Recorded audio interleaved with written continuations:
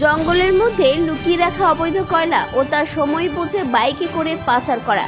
বেশ কিছুদিন যাবৎ চলছিল এইভাবেই কয়লা পাচার। অবশেষে পুলিশের জালে 2 কয়লা পাচারকারী।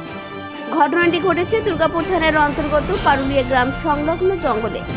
এই জঙ্গলে লুকিয়ে রাখা হতো কয়লা ও কয়লার গুঁড়ো। এই অবৈধ ডিপো থেকেই রাতের অন্ধকারে বাইকে শহরের আনাচে কানাচে পৌঁছে যেত কয়লা ও কয়লার গুঁড়ো। শনিবার রাতে গোপন সূত্রে খবর পেয়ে 2 পাচারকারীকে গ্রেপ্তার করে পুলিশ ও একটি বাইক বাজেয়াপ্ত করে। ধৃত 2 ব্যক্তির নাম ইলেকশন টুডু ও হেমন্ত বাউরি।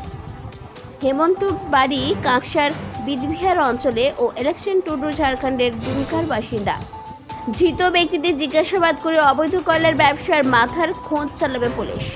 বেশ কয়েক মাস আগে ওই এলাকা থেকে অবৈধ কয়লা ডিপো কারবারের অভিযোগে সুদীপ টুডু নামক এক ব্যক্তিকে গ্রেপ্তার করেছিল দুর্গাপুর থানার পুলিশ।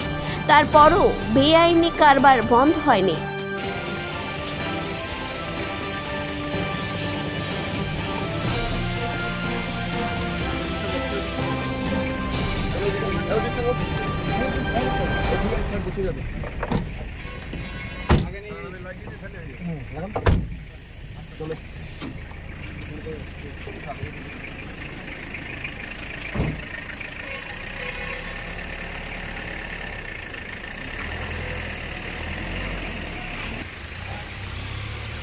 দুর্গাপুর থেকে কৌশিক বাসু রিপোর্ট, 99 নিউজ বাংলা।